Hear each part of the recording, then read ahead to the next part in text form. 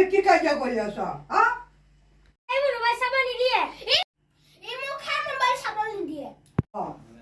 তহঁতক মই মোবাইলৰ ব্যৱহাৰৰ বিষয়ে সাধু এটা ক'ম।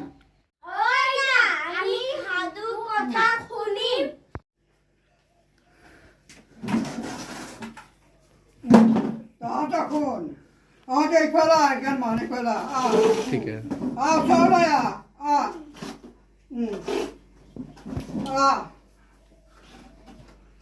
শুন।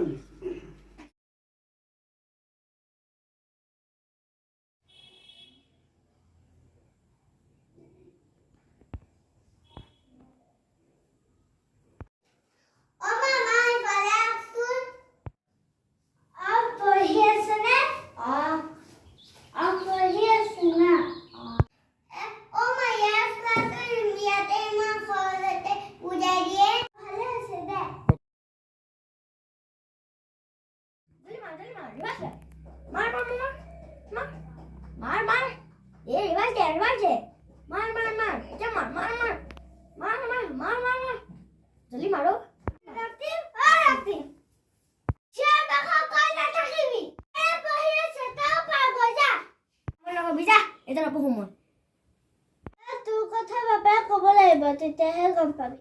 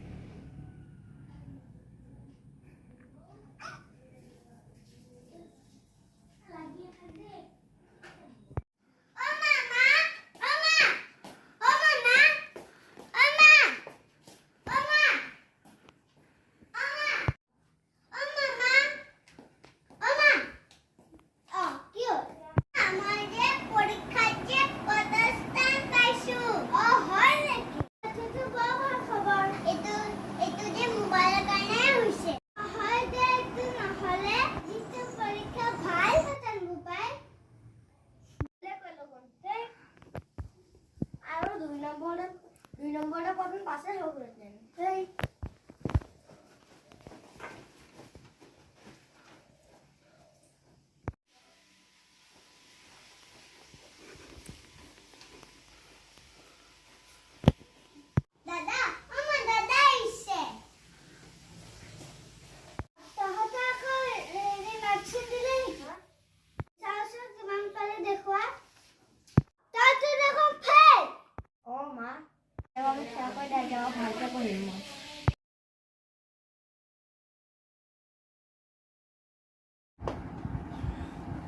আজিকালি এই বৈজ্ঞানিক যুগত এই যান্ত্ৰিক বস্তু বহুত ওলাইছে আৰু এই বস্তুবোৰৰ পৰা মানুহে বহুত সুবিধা পাইছে।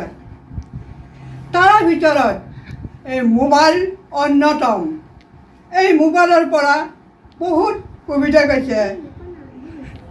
মানুহে বেপাৰ বাণিজ্য ঘৰতে বহি কৰিব পাৰিছে আৰু বোৱাৰীয়ে ৰন্ধন ক্ৰিয়া এই মোবাইলৰ পৰা শিকিছে আৰু ছাত্ৰ ছাত্ৰীয়ে এই মোবাইলৰ পৰা নিজৰ কিতাপত নথকা এই প্ৰশ্নৰ উত্তৰবিলাক পাইছে।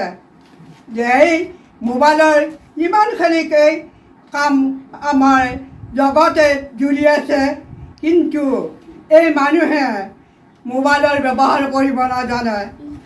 এই মোবাইল বেয়া কৰ্মৰ ফালতেহে কৰে, কিন্তু আজিৰ দিনত মানুহে এই মোবাইল বেয়া কৰ্মহে কৰে, ভাল কৰ্ম কৰিবলৈ নিবিচাৰে।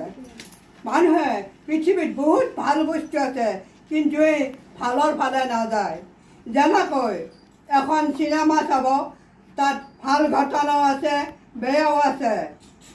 এই বেয়া ঘটনাটো কৰিলেহে ভাল ঘটনাটো ফুটি উঠিব, কিন্তু মানুহে কোনোবাই ভালটো ল'ব, কোনোবাই বেয়াটো ল'ব।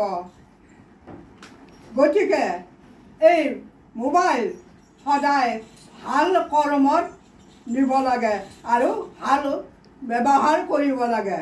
গতিকে তহঁতে মোবাইল কোনো কাজিয়া পেচালকে দুয়োজনে ভাল ভাল ব্যৱহাৰ কৰিবি, বেয়া ব্যৱহাৰ কেতিয়াও নকৰিবি।